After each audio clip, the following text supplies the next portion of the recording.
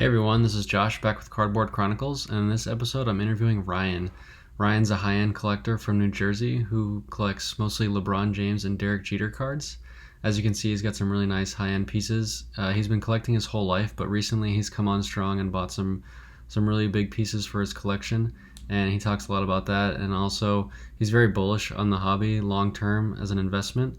So he talks about that and also just where he gets his passion for the hobby and talks about how much he enjoys everything, every aspect of the hobby, meeting new people. So we really just dive into things like that and how much we enjoy the hobby. So it's a good one.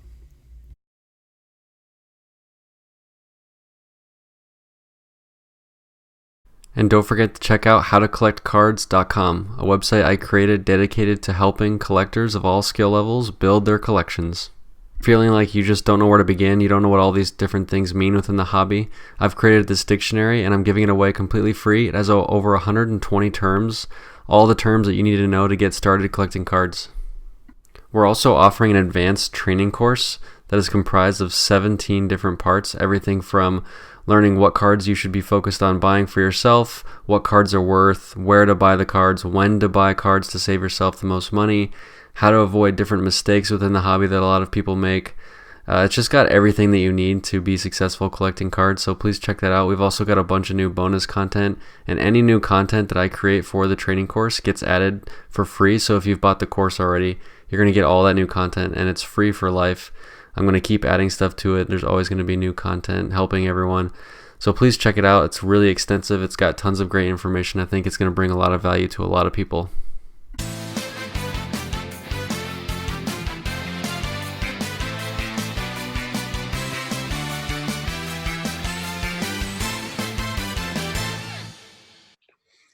Hey Ryan, how's it going, man? What's going on, Josh? How are you? Good, excited to have you on. Hey, so why don't So you, yeah, go ahead. Why don't you start us off? Tell us about yourself and your background in the hobby. absolutely. Well, first of all, thank you for having me on. This is I've been watching your show for a while. This is it's an honor to be on here. I've been bugging you about it for a while, so I'm happy we can make it happen. Yeah, I'm Ryan. I started collecting back man, when I was like 5, 6 years old. Kind of just got hooked on the hobby because my dad used to collect back in the day. He had some, like crab cards from like the old times, but I just remember like holding them and being in the basement, just going through them, and I got like a rush from it. And then I got some cards from my uncles, and kind of just I don't know, the love just kind of started there, and it just grew. Um, Obviously, it grew to higher and higher as you get older, but I always look at it as it's just like one of those things that it's like such a childhood passion of mine that I never grew up or grew out of, which is cool because I feel like everything in life you kind of grow out of. I feel like there's so many things I used to like that I just, you're not even interested in anymore. But cards, it's only gotten stronger, and I just absolutely love it. Just want to show you a few cards. We'll start small. Basically, these are funny. These but I've learned, so like from dealing with a lot of people in different cards I've done and deals I've done, when you're doing high end deals, I've learned that you need trade cards, like little bait cards that can close the deal. I was telling you about this the other day. So I was doing like a multi-$1,000 deal the other day, and this guy was just like, no, I don't want to do that. I don't want to do that. And he kept saying no. So I kept like, we were literally like maybe $1,000 off of the deal. And I was thinking, all right, how about we do this? How we do that? And he's like, no, I'm sorry, man. Like, we just can't do it. I'm like, damn, like, what do I got to do? So then I was like, how would I throw in a couple of these? So you throw in a couple Lucas, and all of a sudden these guys just like, oh yeah, yeah, absolutely. Like I have like, so I just have a couple, like a bunch of these, like Michael Porter, Lucas. Like I literally have like probably 10 of each. And I don't like either of them. I think these are cards that are going to bust in the market soon, to be honest with you, because they're so overhyped right now. But I'm just like, I stock up on them, and they're literally strictly to get big deals done. Because it's when these guys are on there and they're like, oh, I don't want to do this, I don't want to do that. You throw in a Luca, and that hype around him is so big right now. People are like, oh yeah, like I'll get two Lucas out of that, like absolutely. So that's just like kind of a little tidbit of mine, like a little tip. If you're trying to get a big deal done, throw in some Lucas, some MPJs, and you're good to go. It's kind of like, and they're so liquid, right? I think They're people see so good. those and That's people are like, oh, I can sell those easy or I can keep them and it, whatever. And they're hyped. exactly. Yeah. Exactly. Where other cards, like if you're dealing with like a $10,000 card, there's very select market for that card. Where those guys, I mean, they're $500, $600, or the MPJs are only like 180, 200, but those fill in like literally 5 minutes, or you put them up and people are like, yep, take it, sold. Like, so that's like the quickest cash movement. So for those guys, they see how quickly they sell, and it's like it's a no-brainer for them. So you can get some like big time deals done, which is pretty cool.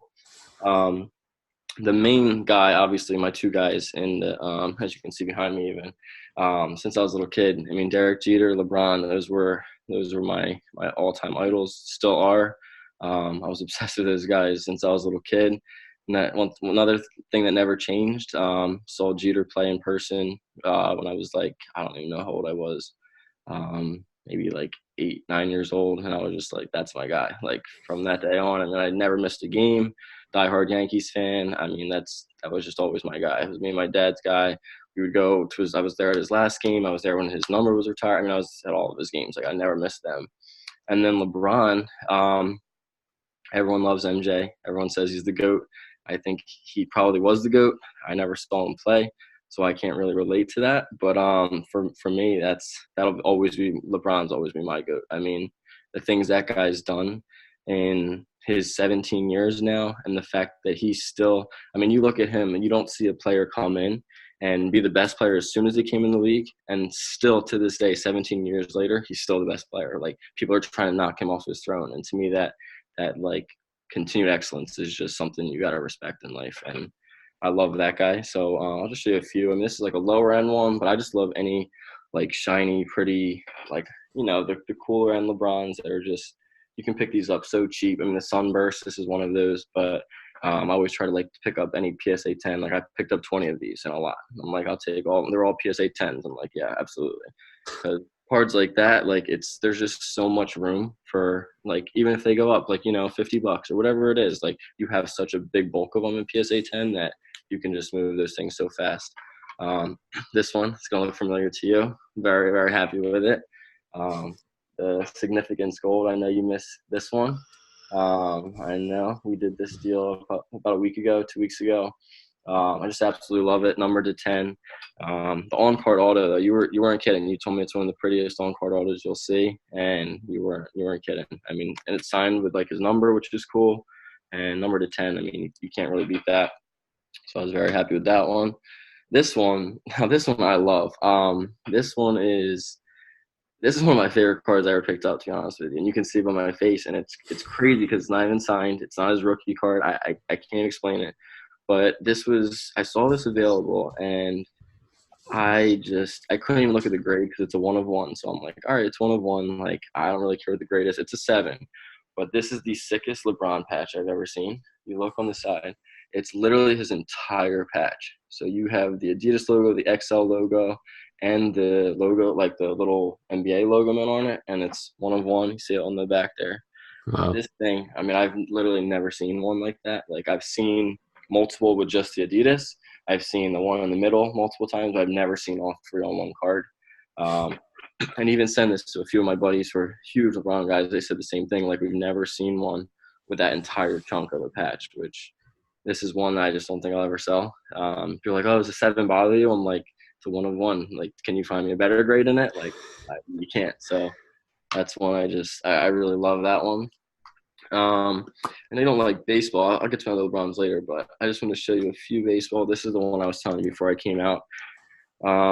This is, like, in my opinion, since I was like young, this was like the number 1 investment card, the Jeter SP foil. I think that card has like the craziest long-term potential of cards. He's going to be inducted in the Hall of Fame in a few months. He's just like such a fan favorite, and I think right now he's out of the limelight a little bit because he's like, owns the Marlins, and that obviously hasn't been going so well. So I think for the first time in his life, he has some negative in his life, which people aren't used to that because Derek Jeter was like, he was untouchable. So I think right now his prices are great. And this one right here, I think, is like such an iconic card. If you have any in 9.5s, as I was telling you before I came on, I have 7 of these right now, but I'm always looking to buy more. So anybody out there who has 9.5s, please let me know. What's the pop on the 9.5s? 9.5s are, I believe, they're around 80 something. I think It's pretty like 80. low. It's still pretty low. Yeah, I mean, there's obviously going to keep going up. I mean, there's so many of them produced, so I know there's probably gonna be around 300, 400 one day. But regardless, I mean, for the 20, 30,000 produced, I mean, it's still such a low pop.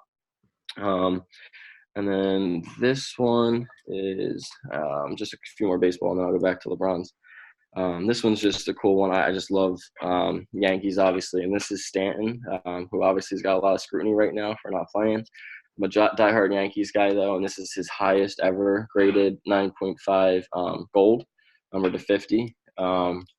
And the crazy thing, my thing too about the hobby is I always try to be smart, kind of like you have that website, How to Collect Cards, where you give, insight on times to buy, when not to buy. His stuff was so high coming into this year because he had a decent year with the Yankees and everyone thought this was his year. This card was selling like well over like around 11 grand before the season started. And then it just dove when he got hurt. He was hurt the whole year. And I was looking for the top graded one. I was like, who's got it? It took me months to find it. Finally tracked down the guy. He was actually from New York. He had the highest graded 9.5. We talked for a little bit and we got the deal done. And I'm just so happy with it. So you bought that during the season when he was hurt?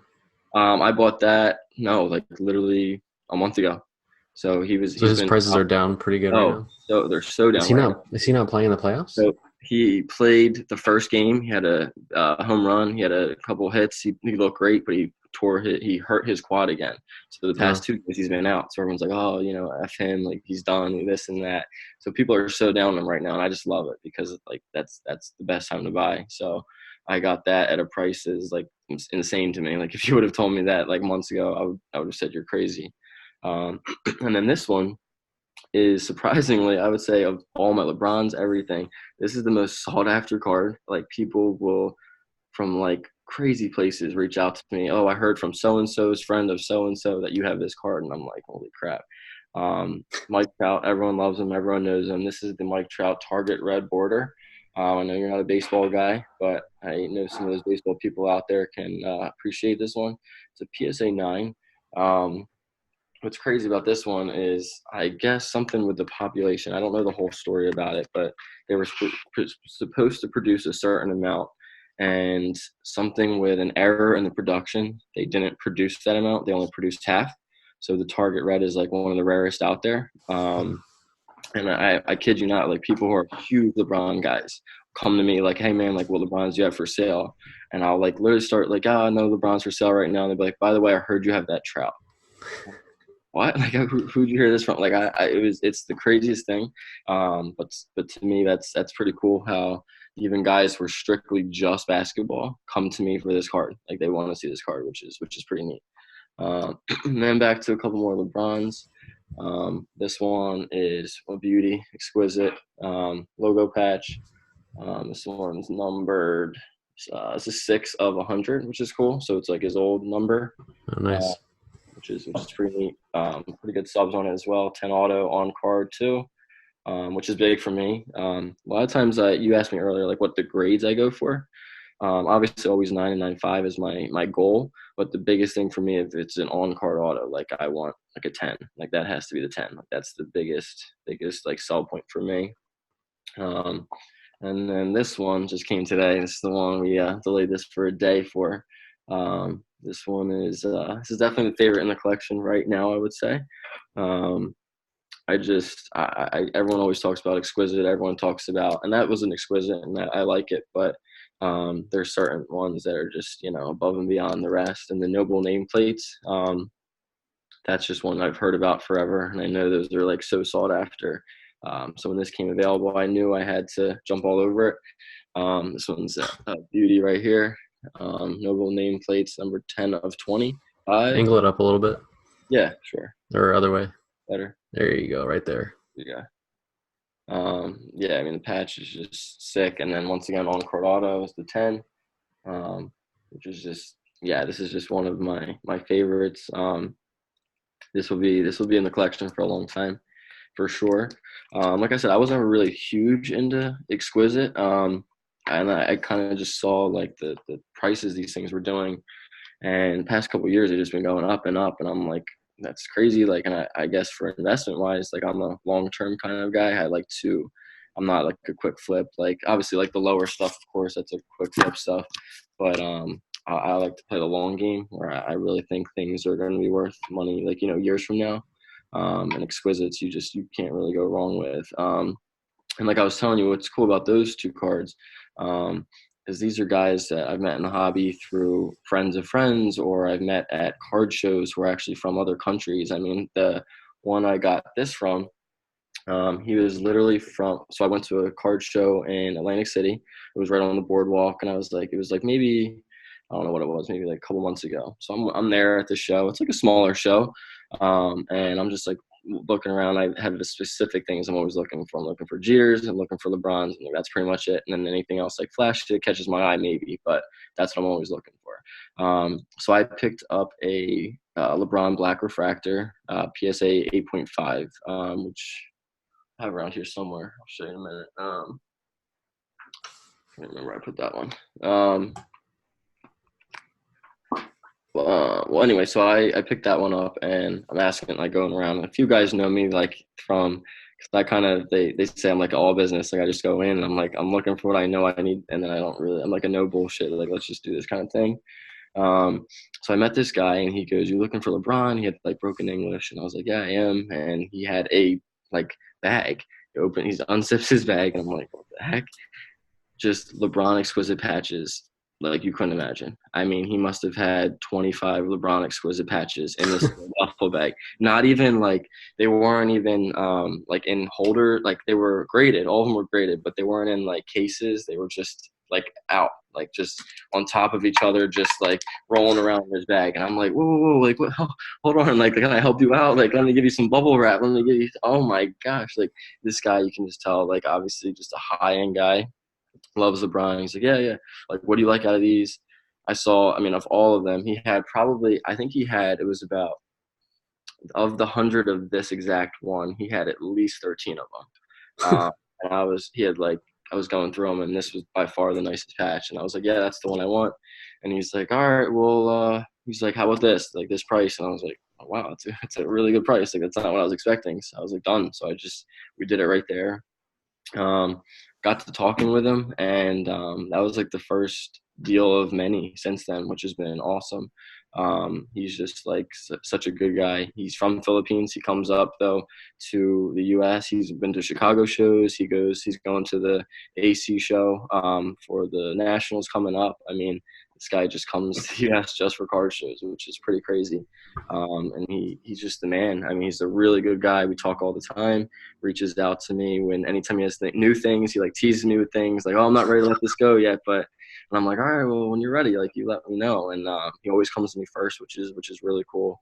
But he has things like, like $100,000-$200,000 cards. It's crazy. But it's just something about the hobby I just love is, like I was telling you, you can literally bring people together from all around the world. Like, it doesn't matter how old you are. Like, I think that's so cool. Like, age means nothing in this hobby. I mean, I've met people who are 60 years old with some of the nicest collections I've ever seen.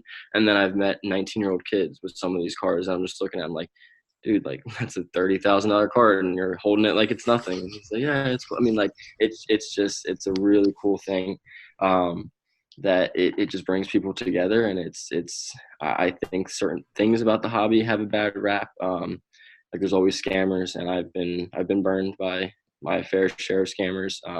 I trust too soon, so a lot of times people will be like, oh, like friends and family only, and I'm like, seems like a good guy. Like, yeah, I'll send him $4,000. Let's see what happens. And then I've been burned a few times, for sure. But I think overall, man, just the hobby's in a really good place, and I've met some of my closest friends here. I literally feel like I'm on my phone for cards more than I do anything else. Like, it's actually crazy, but I just love it. I mean, I absolutely love it. Like, I try to explain it to my girlfriend. She doesn't get it at all. Like, she doesn't understand it. She thinks it's like a game. Even my family, like, they get it, but they don't get it to like that extent.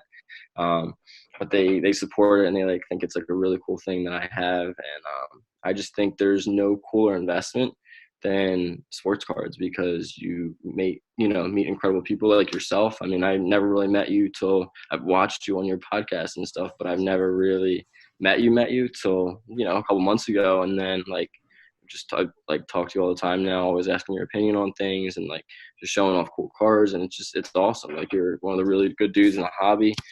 Uh, excuse me. And I think what your show does is just awesome for everyone because it shows, you watch all these people. I mean, I've watched Nick. I mean, I know Nick from New York. I've seen that one. He's got some crazy LeBron stuff. Michael, he's a Jersey boy, not too far from me. Young kid, same like me, same kind of thing. He's just, I mean, there's some really cool people in this hobby. And you just meet some like awesome people, and like even going to the shows, I just love talking to people. And like you kind of like everyone's got their guard up in the beginning because like we're dealing, especially with like guys like us, we deal with pretty high end cards. I mean, these are a lot of money on the table when we buy some of these things. But I feel like once you get past that first little barrier, like that wall comes down, then all of a sudden you're like, wow, like this guy is awesome. I know even for a guy I met maybe a couple weeks ago, I went to a Valley Forge casino show. I always go by myself. I think it's like kind of cool to kind of just like survive on your own and like throw yourself to the wolves. And there was this guy in there, probably about 50 years old. And he made a comment about like, why are you look like you're 16 years old. Why are you here or something? Like make it a joke. Got to talking. We talked for a while, and I asked him, I was like, do you have any Jeters or LeBrons? And he's like, oh, I'm sorry, I don't have any, like, blah, blah, blah. And he had, like, nice stuff out. He had some, like, Giannis. He had some, had a lot of Luka, stuff like that. I'm like, all right, it's fine, like, whatever.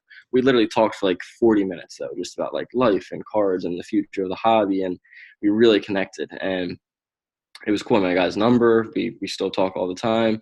But the coolest part was I was walking away, and he goes, hold on, wait a second. And I said, what? Dude, just hold on here for a minute. I'm like, okay. So I'm like, that's kind of weird, but okay. So I'm like talking to his wife who was there, like running his booth.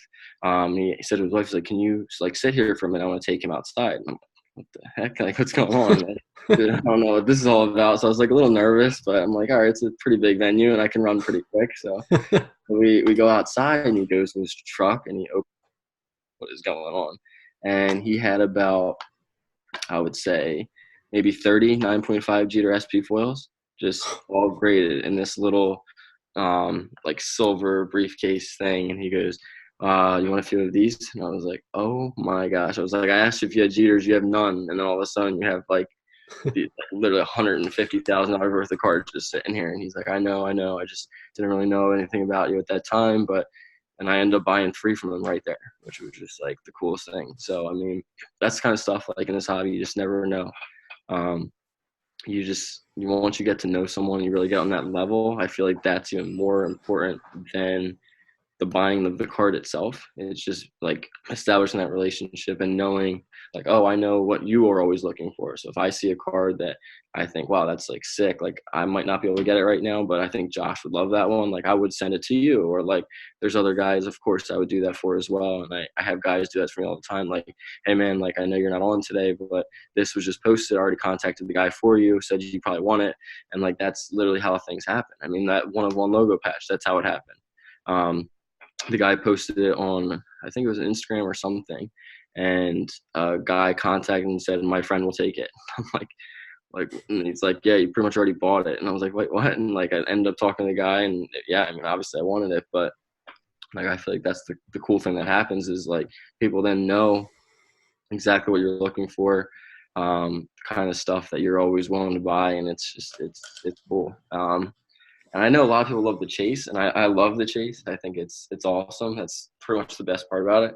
But I also love the struggle at times. Like when you just make that huge purchase, and you're like, wow, like that was a big chunk of money, and then all of a sudden the card you were looking for comes up right after that, and you're like, holy crap, like I can't not buy that too. So like the struggle in trying to figure out how to finagle your way around it where you can get both. And like it's to me, like that's the biggest driving factor to me is that there's so many times where I'm like, there's no way I'm going to get both of these deals done or something. I know even with you on that one, you gave me a price and I was like, wow, that's a really good price. Let me sleep on it.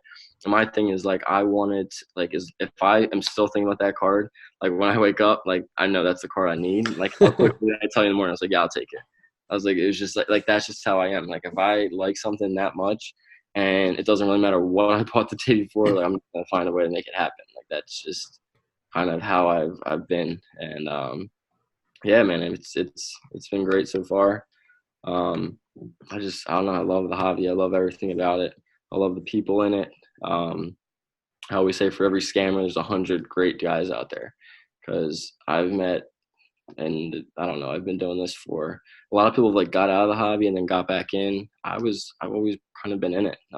My passion for it never really ended. Of course, when you go to college and you like start your career, it's like a little different because you can't just be like dishing out money like that. But I always loved it. I always knew I was gonna like really stick to it and stay with it. And I think in all the years, I mean, there's been very few scammers I've really met who like none of them would ever ruin the hobby for me. Like, of course, like I said a few times, like friends and family deals going wrong, stuff like that. But then there's like other guys who just like go out of their way to like do crazy things for people, and it's really neat. One of my good buddies, his name's Brian. He's another high end collector. He does a lot of trouts and a lot of um, he does like a lot of high end stuff. He's got a pretty crazy collection as well. But I know about, I don't know, maybe it was like a couple months ago, he had some family troubles, and I was like, I never met the guy ever, but like I just talked to him all the time. I'm just like, I know he's a good dude, kind of a thing. Um, so he like had family troubles or whatever, and I was like, look, man, like if you ever are hard up for money or something, like, and you need it quick, like let me know. Like I'll just send you the cash. Like it's all good. And he's like most people would offer that, but like I know you like genuinely mean that. I'm like, absolutely. Like because like there's certain people like you just have that connection with where like you don't even have to meet them. You just know from like, you know, talking and like talking cards, talking life, talking all the stuff that comes with it, that they're just really good people. And he ended up not needing it and stuff like that. But it's like little things like that where, and I feel like in other hobbies or, you know, company world, like you don't do that kind of thing. Like I'm not going to do that for somebody at my job. Like, hey man, like you need 10 grand, or you know what I mean? Like you're not going to, like, you just don't have that connection with people. But I feel like cards really like binds you in a crazy way. It's hard to explain.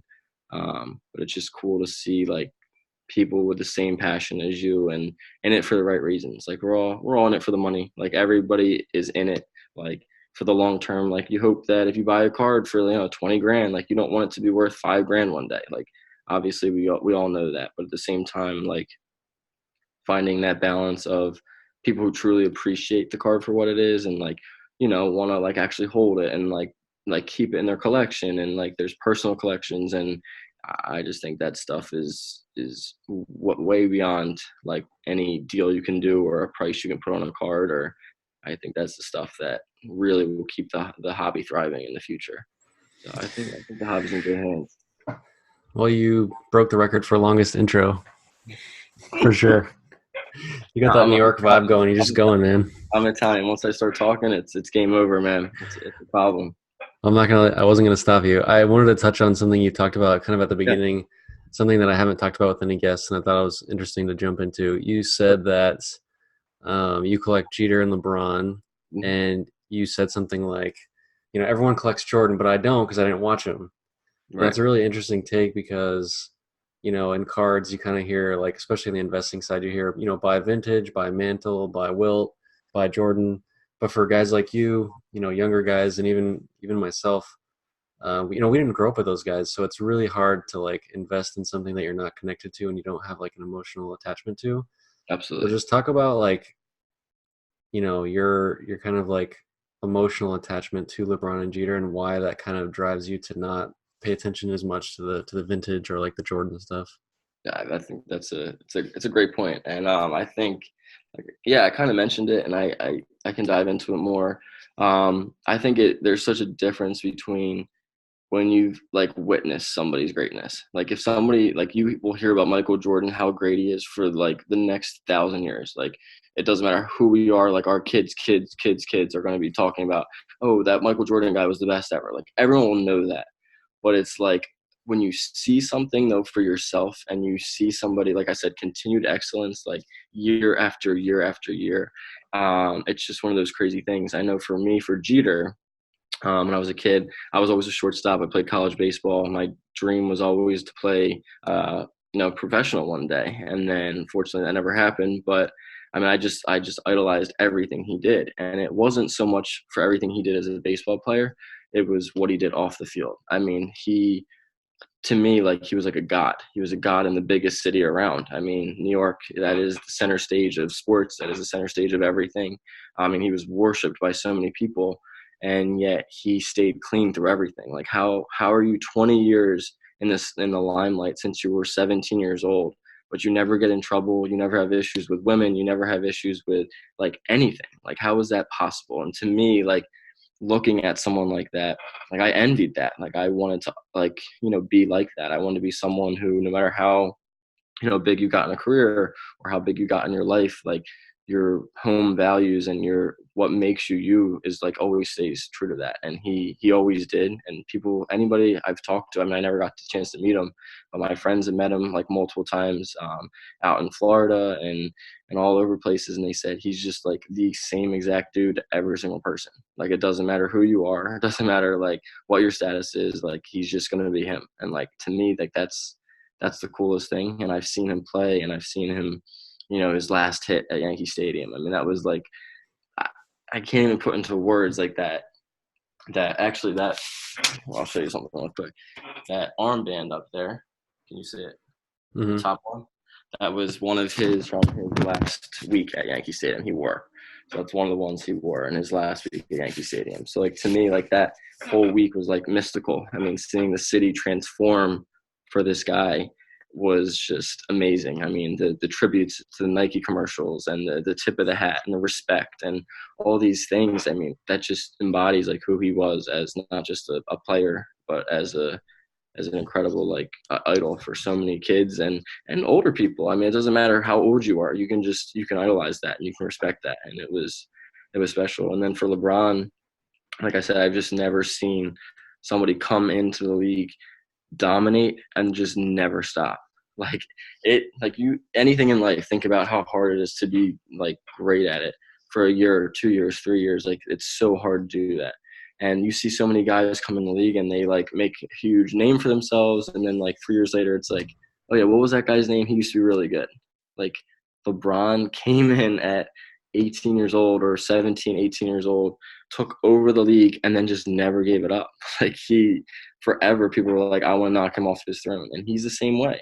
I guess maybe I just respect the good guy on and off the court kind of a thing. And he's one of those people who, once again, I mean, he had everything as a teenager. Everything in the world was given to him in his abilities, and he never took advantage of it. He's just as clean as they come. His rep is intact. I mean, I don't know. It's just something about him. And I just remember going to my first game, seeing LeBron. It was with my dad, and it was like, I was almost in like tears. Like, it was the craziest thing. Like, very few things that like would bring me to tears, and I was like almost in tears over. I'm like watching this guy. I'm just like, this is like just like a dream come true to like see him in person. And I was like maybe like 8 rows up. So we were so close, and I felt like it was like, I don't know. It was like he like could fly, and everyone else was just like on earth, like watching it.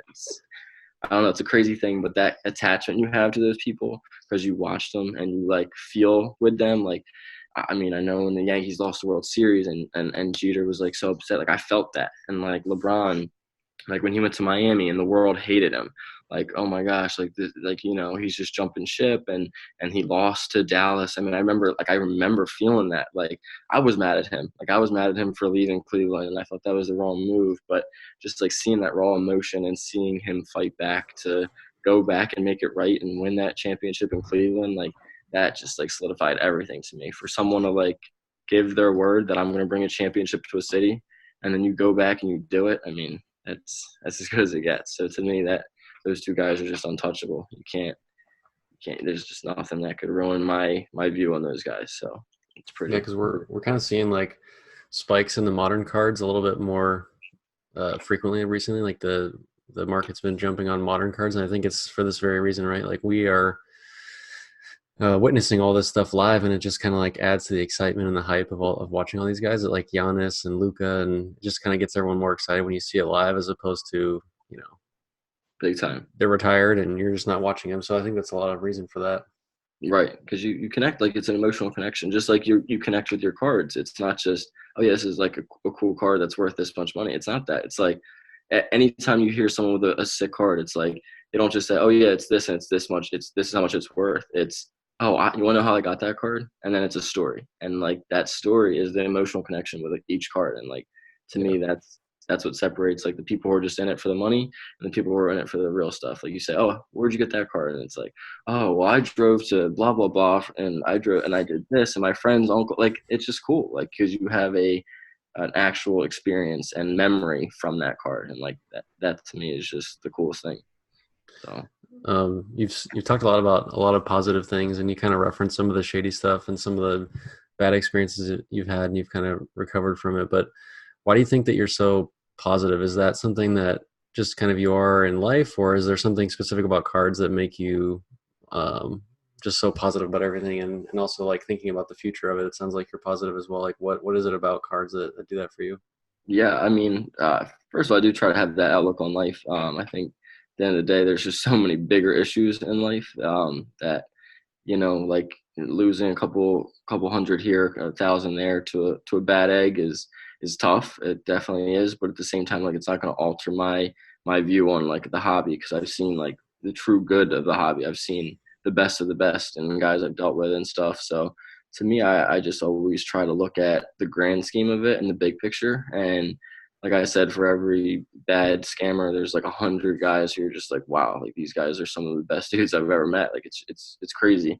Um, and I just feel like, I guess my positivity has a lot to do with, um, like I said, kind of like the connections with the cards. I mean, if it became just money, I think the industry would be in a lot of trouble. I really do, because when it's just about money, there's no emotional attachment to things, and then it's just, I think people are in it for all their own reasons. Um, but I just respect, like, I respect the hustle of it. Like, I love the low end collector who's, flipping a couple small cards so you can buy that mid range card, and the high end guy who's, selling his favorite card so you can buy like a bunch of lower cards that he really always loved or something. Like, to me, like, that's what it's all about too, is, kind of like not losing sight of the big picture, a lot of times. And I think sometimes we can all get caught up in money and, like, oh, I could flip this for a quick, couple thousand. Like, that's awesome and it's cool. But at the same time, it's like, what does that do for the hobby? You know what I mean? Like, if all you're in it is for is like, oh, I can buy this card for 1,200 and then I will sell it to his best friend for 1,600, and then they get to talking. It's like, oh yeah, I just sold it to him yesterday, and he just sold it to you for $400 more. It's like, that's not a great look. And I'm not saying there's anything wrong with that. Like I said, we all have to make money. We all have to fund this crazy hobby we have. Um, but like, when you really think of like the problems in life and stuff, like, this is our passion. It shouldn't be something that ever is looked at as like, oh, this guy ruined it for me. Like, when I hear people say, oh, so and so ruined it for me because of this experience, I'm like, that's ridiculous. Then you weren't in it enough. Like, you didn't truly love it enough if one person can ruin it for you. I mean, Yeah. I got burned on one deal for $7,000, 7,000 cash for a card that I was like, it was a Lebron. It was like I don't even remember what it was, but it was a high end rookie. And I sent him the money. We talked for days. Everything was like that. And then he just ghosted me. He deleted his Facebook. He deleted everything. I mean, there was no, I mean, I took pictures of the screenshots and stuff. And of course, like, you put on the scammers page, but that just turns into a he said, she said of, like, people trying to say, oh, I dealt with this guy back in, like, that.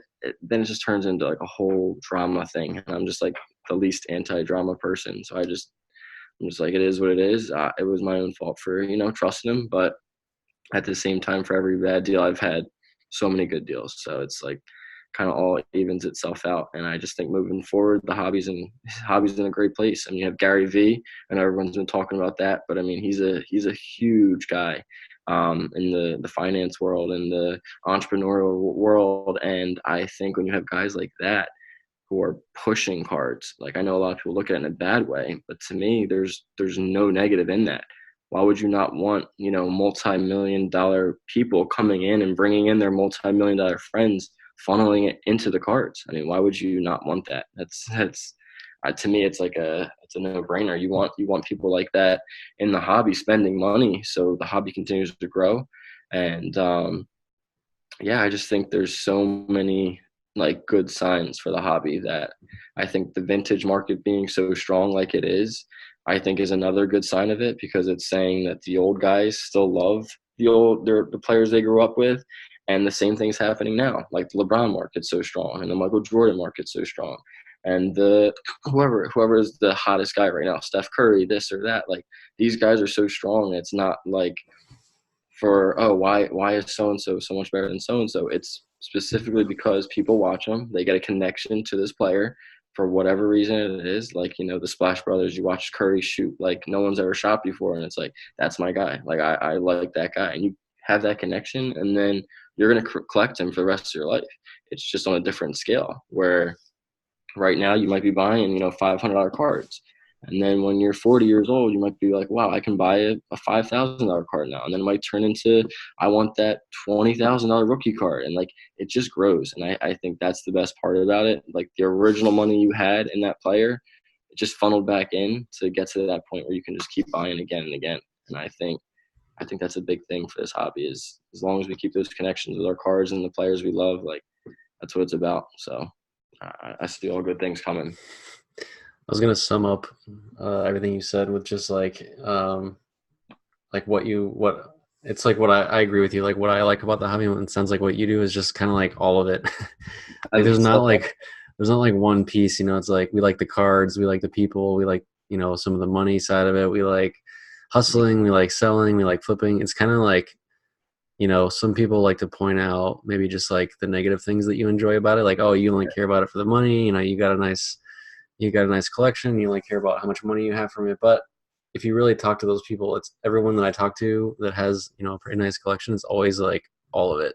It's never just the money or the cards. It's like all of it. How they got there, who Right. they've met along the way, the crazy stories they have. It's just like the whole thing. That's what's hard to explain to people that aren't in cards, right? Is like just all You of it. can't It's just like this whole thing.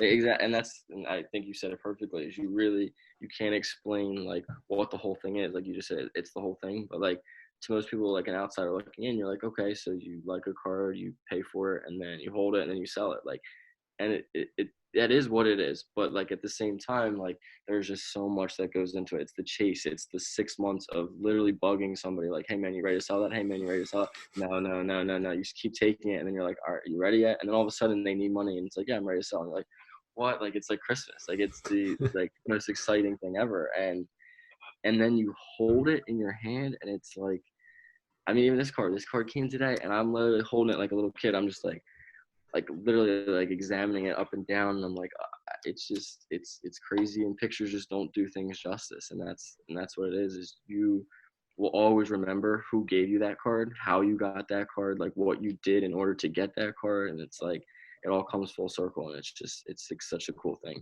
And that's why I just feel like it doesn't matter what kind of collector you are. You could be a collector whose biggest card is $100 card, or a huge collector who's got $1 million cards. I don't think it makes any difference. Like we both love the same things about it, and I think that's the coolest thing about the hobby is like this $500 collection to this person and that $1 million collection to that person both means the exact same thing to them. And that to me is like the coolest thing, where there's no age, there's no, I don't know, like there's just so much like drama in this world, but I feel like in cars there's like so little because you don't look at all that. It's like, yeah, I got friends in Philippines, I got friends in Germany, I got like, what? Like how is that even possible? Like any other business or things, you just don't get to have that. Where this, like I'm talking to like 30 different people every day from all over the world. Like, oh, you got that card for me yet? Oh, you want to trade this? Let's do that. Like it's just so much fun. Like it's just, I can't talk about it, not smile. I love it. I love everything about it. I really do. So you do have quite a bit of money in the hobby. It's So what is kind of like your long-term play, like really long-term? Think like 10, 15 years, because a lot of guys can kind of map out the next couple of years. I'm going after this exquisite set, or I'm looking for this LeBron or Jeter. But like, what about yeah. really long-term? Long term. So I know I'll always still be collecting LeBron and Jeter forever. Like I know that will always be the one I'm going for next, no matter what I sell. Like even if I sell all my LeBrons, I sell all my Jeters. Like once I have that money, I'm going for the next, LeBron or Jeter. Like that's just how it is. Someone asked me that the other day, like, when does it end? Like, when does the chase end? And I was like, it doesn't. Like, the chase does not end. That's the best part about it, is there is no end in sight. Um, and I think it's something where I look at it as like we kind of talked about a little bit before, is you have to look at, their peak. Like, when is a player's peak? Like, say LeBron wins the championship this year, that might be the peak of his cards. Like, there's no real way to know. If they win it this year, they might hit a number like we've never seen before, and that might be the top. At the same time, it could be, 4 years from now, if he breaks the all-time points record, like, that could be the peak. Or even, like, you look at Kobe's prices, like his last game, I just remember being on eBay just to watch what happens to his cards, just that last game when he put up 60-something points. It was a joke game. I mean, everyone was letting him just shoot every shot, but you watched his cards that were selling a week ago for maybe, $800 were selling for like $3,000-$4,000. And I'm like, that's the coolest thing. People get so caught up in that hype moment that they'll be willing to pretty much pay anything. And for me, like, I guess it's just kind of catching that peak moment where you're willing to let it go and be like, look, I know this is the moment I have to let it go, as hard as it is. And then the cool thing is, like, once you have that money, you can, use it for what you need, but you're going to put it right back into that player, whether, whatever it is. But, yeah, I mean, definitely a LeBron exquisite patch, rookie auto one day would be crazy, but that's way down the line yet. So, that's more like a 10-year plan, I would say. But that's always the ultimate. I just feel like, and to me, it's funny, I always like the gold version of it. I know people say that's not as true rookie. The number 99 version is, but I don't know, something about that. I always like a low number. I always have, kind of always will. So I think that would be my ultimate chase card. There's one on Golden right now, so just fork over 200 grand. Yeah, no biggie, right? Only 200K, it's nothing. But yeah, I just feel like that's the ultimate, is just, finding that one thing that is just kind of like always in the back of your head, and everything you're kind of moving and doing to get there is like, just trying to get to that ultimate goal, which is pretty cool. So I love it. Nice, man. Well, we'll wrap it up. Do you have any closing thoughts and for the card world? Any last minute cards you want to show hanging around your desk? Yeah. So to close it out, the one thing that I just don't see the hype behind, I could be wrong. I could be wrong big time, is the Zion. I just do not see. Is he a great player? Yeah, he was an incredible college player, but I mean, he's a little bit built. I mean, to be injured in a way. I hate to say that. Like, his athletic ability is great, but I don't know. I think he is so overhyped, and I know a couple preseason games, people are like, "Oh my gosh, he scored this and he shot 13 from 14 from the field." But it's preseason, like that. That means nothing. Like, it's a grueling, like, 82 games. Like, you have to be. I don't know. I kind of worry that a lot of people are getting so hyped and caught so deep in that hype that they're dishing out crazy prices right now that I think can really come back to bite some people in the long run. I hope that doesn't happen, because you hate to see that kind of thing. But at the I don't same think time, you're going to stop the train.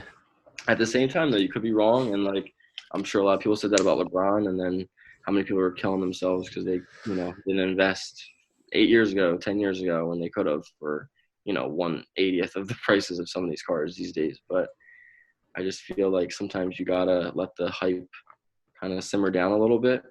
And that's kind of been always my thing. I try to really, like, research someone and, like, have, like, like, stick to people who a lot about, instead of just dabbling in like a bunch of different cars and, having this and having that. And I just, like, vintage. I know nothing about vintage, and I'm okay saying that. So, like, I know Mickey Mantle rookie card is probably the most sought after card in the world. But to me, like, I have no desire to get that, because it's just not a market I know. So I don't even try. Like, I don't even try to dabble in that stuff. I stay in my lane. I try to stick to the, LeBrons, the Jeters, and the few other top guys, like, that just come along. Like I told you, I just brought a Giannis Gold, rookie, number to 25. Like, he's not really, like, my guy. I just think he's a really good player, and I think he has a bright future. And I think his prices are low right now because he just won his MVP. But at the same time, he's just kind of scratching the surface, I think, of what he can do. So I'm kind of like, that's a guy where I feel like it's just a really good buy right now. Where most people are like, oh, this is the peak. Like I don't see it being the peak. He's what, 23 years old, and he's already got an MVP under his belt. And I think once he works on that outside shot a little bit, I mean, he could be LeBron. He could be that kind of type of guy. Where so I just kind of say like don't get sucked into the hype. Try to like let a little research on things and let them play how they should, and things will fall where they will. But just be careful because I've seen so many people be burned where they went all in on somebody like a Shohei Ohtani. I mean, spending like tens of thousands of dollars, and all of a sudden it just plummets, and it's like it's not good. So don't take a gamble at the end of the day. But don't gamble with money you don't have. That's the big thing I would say. But other than that, I think it's all good things coming, man. And so happy to finally be on the show. It's been a long time coming. So I appreciate you having me, Josh. Yeah, for sure, man. Thanks for spending some time with me and talking cards and all good stuff, man. So excited to get this one out, and Absolutely. I really appreciate you coming on. So we'll wrap it up. All right, brother. Have a good one. Take care, All right, guys. later.